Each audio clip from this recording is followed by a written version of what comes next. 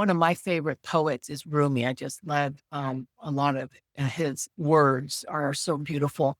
And Rumi has said that the crack is where the light enters, right? And so that's kind of what that was for me. It was a beginning, an ending of something, but a beginning of what I was going to be doing for me. Hi, I'm Debra, an executive coach, consultant, and the founder of Do Better. After years of leading in education, often in spaces not built for me, I now support others doing the same, especially women of color who are leading, healing, building, and figuring it out as they go. This is Do Better with Debra, real talk about legacy, leadership, healing, and courage to lead without shrinking. We are all navigating so much, and you're still showing up. This space is here to remind you that you are already enough. Before we get started, I want to formally introduce you to who I call just a badass. I'm sure she'll be okay with me calling her that. So today's guest is someone whose story stayed with me for a long time after we hung up. I've known Maria Elena for years, and from the start, I admire how she walked with purpose, handled tough situations with such grace. Back then, I didn't have many women of color in high positions to look up to, but she was one. And I thought, okay, this is possible. I'm so excited to talk to her today about how she navigated the ups and downs of her career and the many lessons that she learned along the way. So welcome back to another episode of Do Better with Debra. Maria Elena De Guevara retired in 2023, nearly after 40 years of service, most recently as the Director of Human Resources for the County of Santa Barbara. Her career has spanned higher education, government, and the private sector, leading transformative HR work grounded in strategy, innovation, and care. But what we talked about today goes beyond titles. This conversation is about reclaiming your power, leading with your whole self, and knowing when it's time to walk away. Maria Elena doesn't just share lessons, she lives them. From navigating toxic leadership to walking through healing, reflection, to finding her way back to joy. Her story is filled with honesty, courage, and wisdom. We also talked about her ACE framework that has guided her for leadership, the bridges she doesn't regret burning, and the lessons she's carrying forward. Well, let's get into it. I've already introduced you. I probably didn't say your name the best, so how did you pronounce your name so they can hear it well? So it's Maria Elena De Guevara. It's not a middle name. They're combined. It is. It's like Marianne or Mm. Mary Ellen, which is what they wanted. At the school system wanted to call me. And so there's a story there. So they had to compromise because my mother would not allow them to change my name to Mary Ellen. And she didn't speak a lot of English at the time. And I was like in first grade. And we went to a Catholic grammar school, and the nun said, "Oh yeah, no, that name, no, it's Mary Ellen." And my mom's like, "What did she say?" And my mom's friend who was interpreting for her said, "Oh, they're going to want to change your name to Mary Ellen." My mother says, "Oh, no, no, no. I'm paying money. They're going to call my daughter by her name." And so the nun is like, "Oh my God, she looks upset. What is she saying?" And then Senora Ramirez says, "You're not calling her that. You're going to call her by her name." And so the compromise was, okay, well, we can say Maria. So Maria will be her name. And that became my name for my entire academic career. And then it became my name professionally, right? And this story really sets the tone for why it's so critically important to have representation for others, because it wasn't until I'm a full grown adult professional when I meet a labor union person that, I was doing negotiations and that they were introducing me to the new folks. And one of them was named Maria Elena. And she absolutely said, "Oh, and this is Maria Elena." And I went, "What? Oh my God, this is possible." And I made a commitment to myself that the next career move that I would make, I would have people call me by my name. Because it had never felt like me, right? Because when I come home, my family, my very large extended family, everybody knows me as Maria Elena. And so I did. And in fact, when you and I stopped working, when I moved on, that's when I made the switch. So you could see how much into my career, I actually was not feeling like it was me by my name. So it's so important to have representation, So as a Latina, I was so proud that I could call myself finally by my name and feel whole, and knowing that it could also allow for someone else like me to be who they are, right? Fully. But it took me finally seeing someone else in a professional setting having my name. So that's so important. Mhm. When I was introducing you prior to us starting, I mentioned that you're a badass. And I said, I'm sure she wouldn't mind me calling her that. And it sounds like you got that also from your mom. So it must be something that was passed down to you. Oh, yeah. We have on my mother's side, most certainly, my grandmother was an entrepreneur Yeah. in a time when she had her own store. And my grandmother was a badass. Mm. Absolutely. The apple does not fall far from the tree. And that's my mom coming to a country that she did not know the language or the culture or anything like that. And then she raised three daughters, very similar, because I think that my sisters are also badass in their own right. So yes, we all had different paths, but at the end of the day, yeah. And then I look at my own daughters now and I'm like, oh, okay. 'Cause I know I have raised advocates for sure. And I'm proud of that, right? They're my daughters are my greatest accomplishment. And to see them thriving as mothers themselves now and professional women, yeah, they are badasses. So I'm okay with that term. Okay, great. So I was saying, originally I wanted to have a conversation about negotiating your contract as a woman.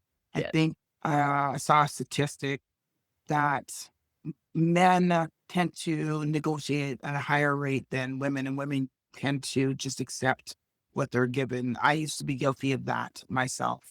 But, through our pre-conversation, we had a really fruitful conversations about many different things. And so I titled this theme of this episode, Leading After the Fire, Lessons of Power, Healing, and Becoming Your Most Authentic Self. yes, yeah, Earlier, you were saying that you're sharing a story about somebody that you had met later in your career that had her whole name. And that meant for you, like, okay, I'm going to reclaim my name as well, and how much representation means to you. When I met you, I actually don't remember how we met, but I most remember just watching you and being in meetings with you, or even watching you how you walk, right? And you walked with just purpose and power, and I'm not taking any prisoners in. I'm going to just be my most authentic self. That is my core memory of you. And we haven't seen each other for many, many, many years. many. But I have been searching for you for probably the last 2 months to be like, I want to have her on this podcast. For me, you represent so much in my career. I've never told you that, but just witnessing you give me more strength to become even more authentic Deborah. So I want to just first say thank you so much for being in my life, showing me what could be in my career. Well, thank you so much for that. Because yes, we went through a lot in our organization and our mutual organization. And and yeah, I think that that is one thing. I remember someone else describing me as a woman with a mission, right? And in a lot of ways, yes, I had purpose. Very early on in my career, I was the strategic planning manager for the organization. And I really embraced the concept of having clarity about vision, values. What do you want to achieve organizationally, right? That's what I was kind of in charge of. But I started to really see the application for myself as a person. So that's when I really started to formulate what was my life's mission? What's my purpose? Why am I in this field? And what do I want to accomplish with that? And having clarity about that is what allowed me to walk with purpose, to be that woman with a mission. I knew what my role was in whatever setting. And I was blessed that I had that job and that I embraced it to the degree of having it be my personal compass as well. Clarity of vision, values, what's your purpose, what are my objectives, and even what are my rewards. That was pretty clear that we're going to party, we're going to celebrate things. If I get stuff done, I'm celebrating. And that was codified. And I'll tell you, one time I remember I was going for a job interview and I was so proud of my sense of clarity that I actually had it as part of my resume packet. And I had gotten it down to one page. And I remember the gentleman saying to me, yeah, I have a tip for you. Don't be attaching this kind of stuff to your resume. And I thought, what? But it's who I am, right? I mean, I didn't quite say that to him. I just, in my mind, I'm like, yeah, no, this is not going to work. This is who I am. And you're pretty much telling me that you don't really want to know what my goals are or what my mission is in this role or what I see myself as contributing to your organization. And it turned out that now that was never going to be a good match. And I moved on, but I never forgot that. So I kept attaching it. I did not follow his instructions because I'm like, yeah, that didn't feel good. It's like, I'm showing you who I am. My resume is one aspect, but this is a bigger piece of who I am. Mhm. Yeah. When we met, you were the director of human resources for a Mhm. very large university setting, which I can imagine had a lot of pressures. I think of your job being very close to the top Mhm. because everything has to come through HR, right? Right. You're running systems that were not built for us, which can come with a lot of punches and a lot of things you have to navigate and a lot of harm. I would love to know if you've experienced harm in your career, and if so, what are some of the survival strategies that you used early in your career? What did you have to unlearn? And any piece of advice that you could give us that are still in the sectors of education? Well, that's a multi-pronged question because, again, we evolve but not all organizations evolve. But we hopefully as humans do evolve. And I know that I did. But, when I think of survival strategies, I think I did talk a little bit at the start of our conversation here that since I was very young. I mean, I'm bilingual, bicultural. And then we've already talked about my mom a little bit, and she was not going to just say, oh, we don't speak Spanish anymore. That was just not going to happen. She ensured that we stayed true to a lot of the cultural norms, even though we were not in the mother country anymore. So since the grammar school years, we lived in two different cultures. We'd go to school and be in one set of expectations. And then we'd go home and there would be a whole other. So our friends, they were allowed to do things that we were not.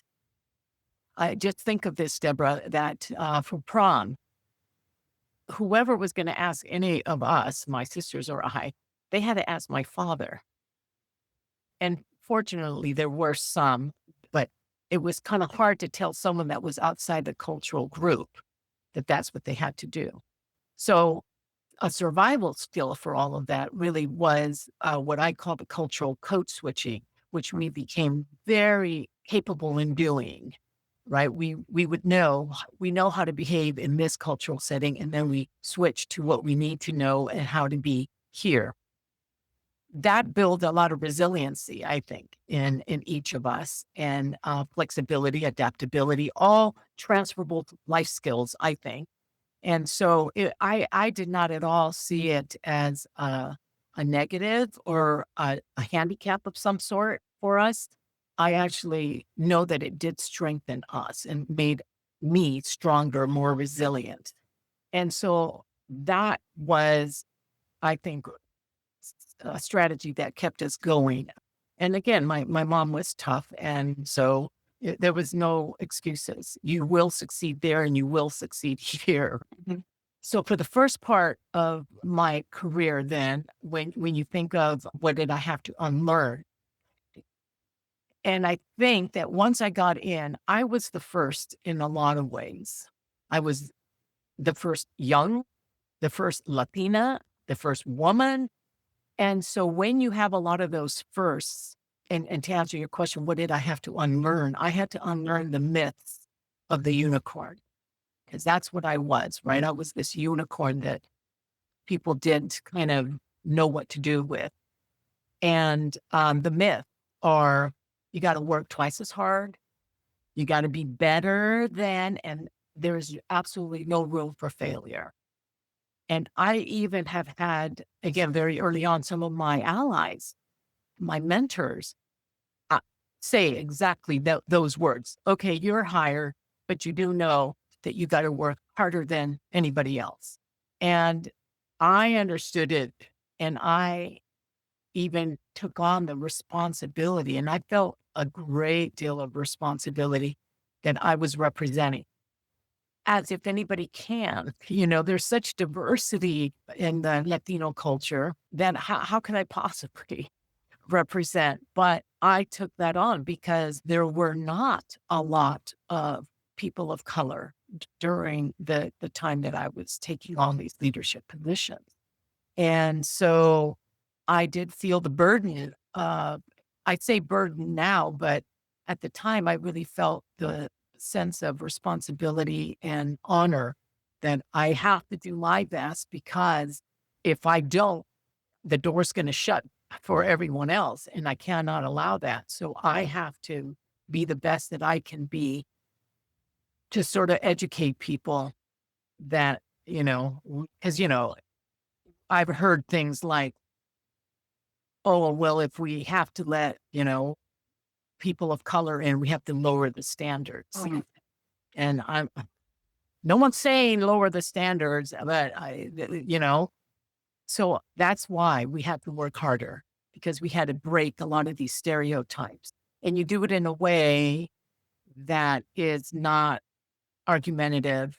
So, I think I've heard the Obamas talk about that, Michelle, and even Barack Obama talk about how they are representing. So when you said to me earlier, even when you walked in, it's like, yeah, because someone's watching. So I can't be slacking. I can't, Mm. I have to, You have to be on all the time. yes, you have to Yeah. be on. I had to know that people were always going to be watching me, But they're right? watching for different things, right? I'm Yeah. watching you because I'm like, Yeah. wow, like, look at that. Okay, I want to be that. So it's interesting. I don't know if you've ever thought about us that are watching you Yeah. without The judgment, modeling. right? But with awe. Yeah, that was probably, to be really honest, that was probably not the primary thing. It I'm probably sure. it probably should have been, Yeah. but there were just no people of color. Being And so I'm there with the machete, you know, making the way. Mhm. There were no cops. And even my allies, God love them, because I have had some good ones, they were not chopping alongside of me at all. The fact that I got in, they opened the door, was their support, but then they don't know how to do the rest. So I really did feel the burden of that. But again, I took it on, um, because it was important to me to represent, so that the door would remain open for others that came up after. Mhm. What toll has it taken on you? Well, I do have a lot of bruises and a lot of scars, because it takes on various shapes, and it sort of depends. And then I'm going to add another layer of this, because I'm in the field of HR. Mhm. And again, having had clarity about what my mission, my life's work would be about, I was very clear that I was a change agent. I needed to create organizational change. And so that's already a heavy ask, to change things when people don't like things to change, right? Mhm. But then you add to that fact that the messenger is in fact either young, that I'm Latina and a woman as a messenger of change, right? And a person of color as a messenger of change, Mhm. that adds a whole lot of their level of resistance to things.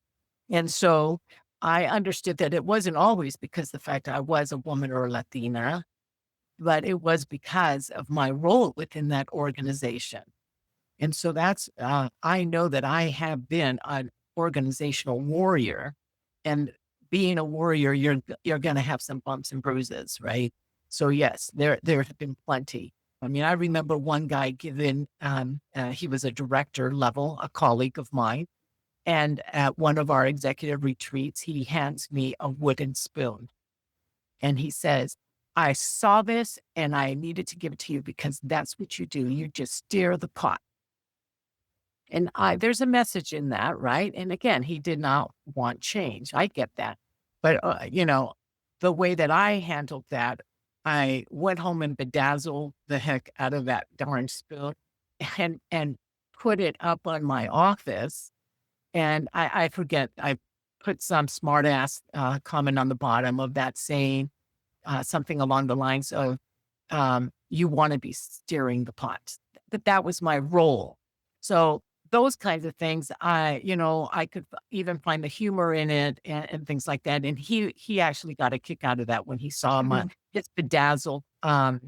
He was trying to be unkind, but I turned that around and he enjoyed that. But that was about my role. When it got really difficult for me was when it was personal, when it became very personal, that it was an attack on my person, who I was as a woman, as a Latina. That's when it got hard. And again, that's when you build capacity, 'cause you got to get through those things. Mhm. I don't let go of the agenda or don't move my eyes from the prize of what my purpose was. So I have to go through some of that fire. And there were plenty of those. You're listening to the Do Better with Deborah podcast with guest, retired director of human resources, educator, and executive coach, Maria Elena De Guevara. Make sure to visit dobetterexecutivecoaching.com and learn how you can lean into your power and lead with confidence, purpose, and joy. And now, back to the podcast. Was there a moment or a moment in your career that something cracked you open? I made you pause, reflect, and choose differently. I think I've shared my story with you offline about the moment for me and being in a position that I strive for, right? For most of my career, like so just moving up, up, up, up, up, up. And then you get there and you're like, oh, okay. In my head, I pictured this differently. Yeah. I thought I was going to be part of the change to reduce harm. I didn't expect myself to become the person that was going to be A harmed, target, a target. right? A Yeah. target. And making that choice to say, like, I choose me. You won't break me. I choose me. And I have to walk away from this dream that turned into slightly not a dream that I sometimes a nightmare, but sometimes I think some choose to stay and some choose to walk away. And for my sanity, I had to walk away. But I'm wondering if you've had any of those moments in your career. Because these are also these things that we don't talk about. Yes. They're not, because they are painful, as you're going through it, they are very painful. And, I've had 40 plus years of my career. So have I cracked? I've cracked so many times, Debra, right? So many times. And again, as an organizational warrior, it comes with the job, Mhm. right? But there's one time I remember that, and it was just the whole setting of the experience is what makes me remember this, because what was happening outside and what happened on the inside. So I was in this organization and it was a cold, rainy day, and I was in this meeting where people showed themselves. And I think it was Maya Angelou that says, when people tell you who they are, believe them, right? Mhm. And so I had to believe them. It was just like right in your face. And I remember getting out of that meeting and standing in the rain, and I'm just bawling. And I'm bawling because that dream that you said, right? I had a dream of what I wanted to experience and what I was going to bring, my talents and strengths to this. And I was so excited. But then reality hit me. And so I was crying because I came to the realization, yeah, this isn't for me. I literally was sick to my stomach. Literally, I felt ill. And, Mother Earth is crying. I'm crying. It was just, and I knew that I had to get that out.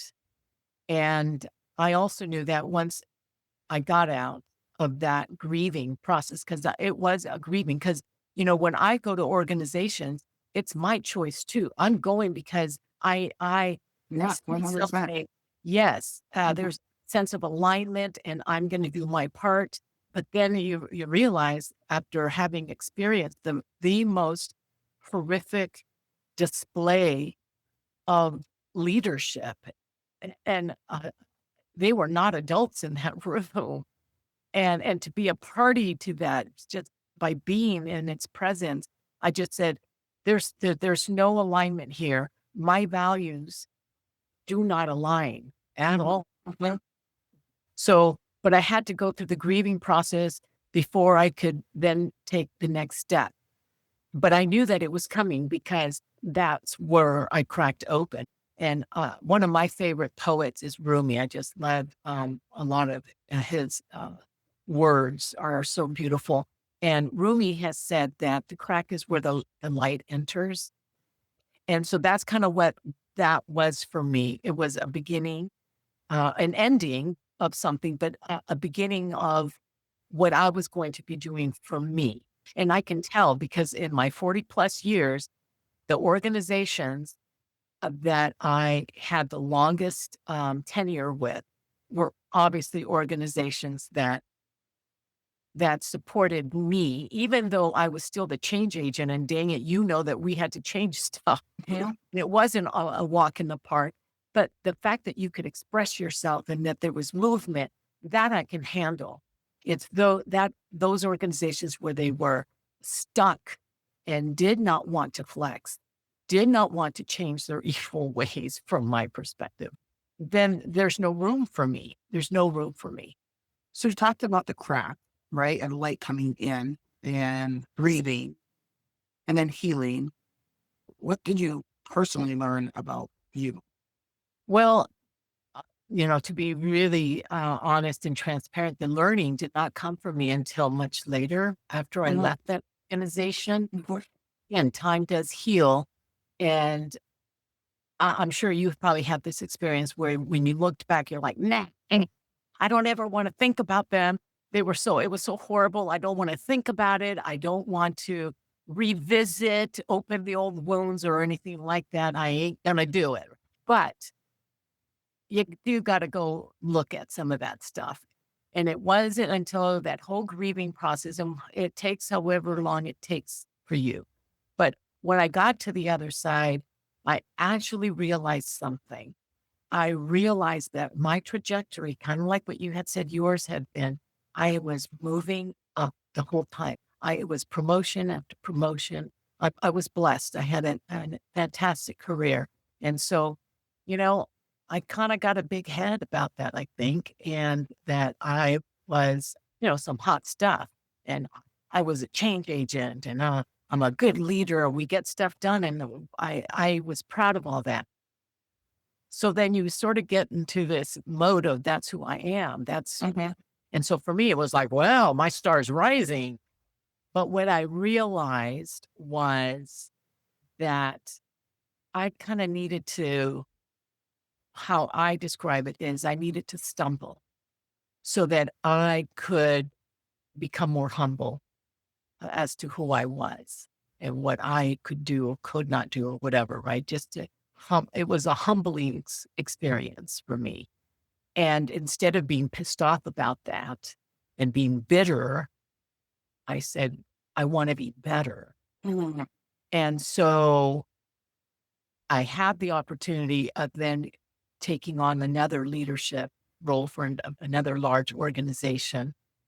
And I said, ah, that's why I needed to go through that fire, is so that I can become a better leader. And I feel that I became a more patient, more kind leader, and that could only benefit the folks around me, right? Mhm. And me, because in a lot of ways you feel like you always have to be fighting. I was fighting a lot, and I mean fighting in terms of pushing for change Yeah. and being an advocate for change and that kind of thing.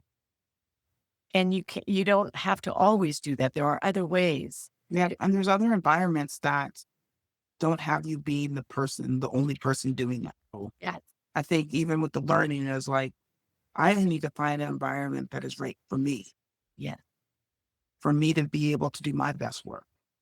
Yeah. So, So yeah, so that's kind of what it was for me. And I actually, to your point, just right there, my role kind of really changed from being the doer to even if I was doing it, I was modeling the way for all my teams. I was modeling the way, but to be the grower, the cultivator of others to do that. mhm.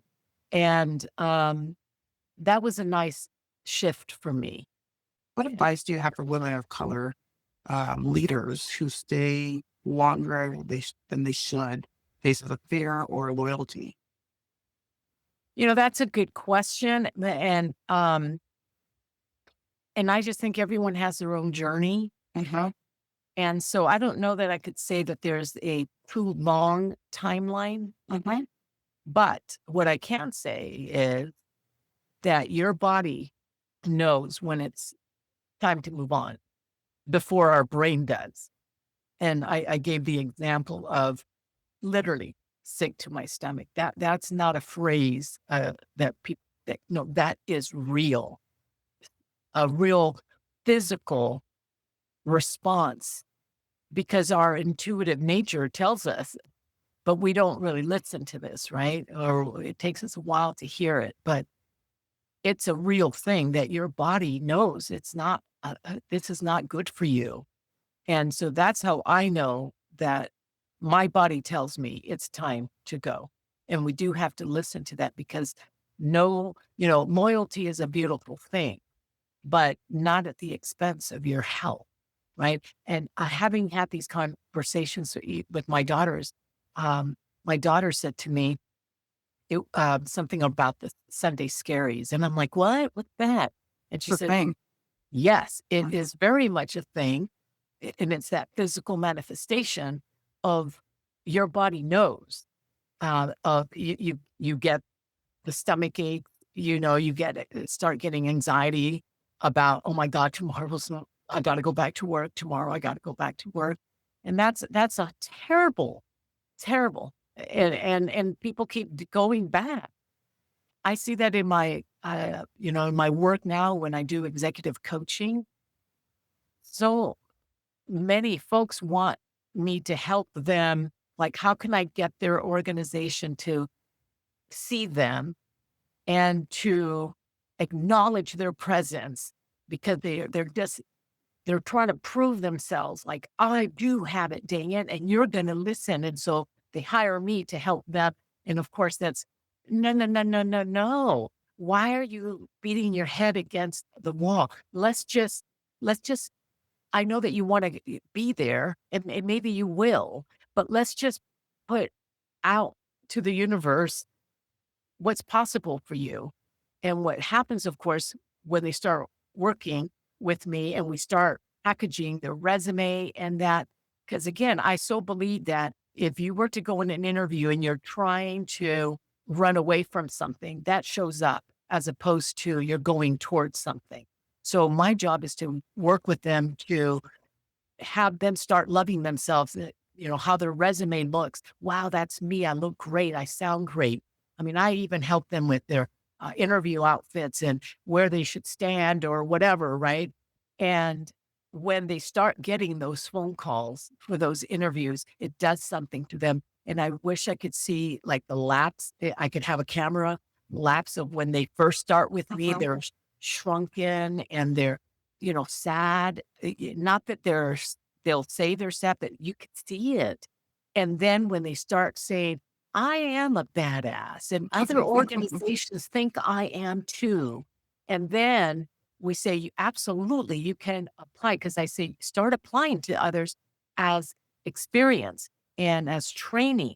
And of course, you'll apply to your organization, but let's do the training out there. And then they start to say, what the heck have I been doing hanging out over here?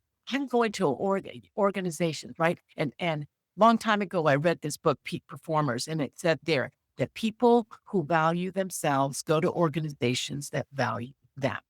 And so that's kind of what we work with, that all of a sudden they feel I am valuable, I am worth something, and I'm going to go to organizations that see that. Why was I wanting to prove something here where, as you know, you can't be a prophet in your own land sometimes. And so that's kind of fun to see how then they become empowered and they can move on to something that's much more joyous and healthier for them than where they're staying. So that's why I think that what I would say is listen to your body and know that there are options for you. There are options. I love that. This concludes part 1 of our conversation with retired Director of Human Resources, educator, and executive coach Maria Elena De Guevara. Be sure to join us for part 2. If you enjoyed this episode, follow the show, leave a rating or review, and share with a friend or colleague. You can always find Do Better with Debra on Spotify, Apple Podcasts, and coming soon to YouTube.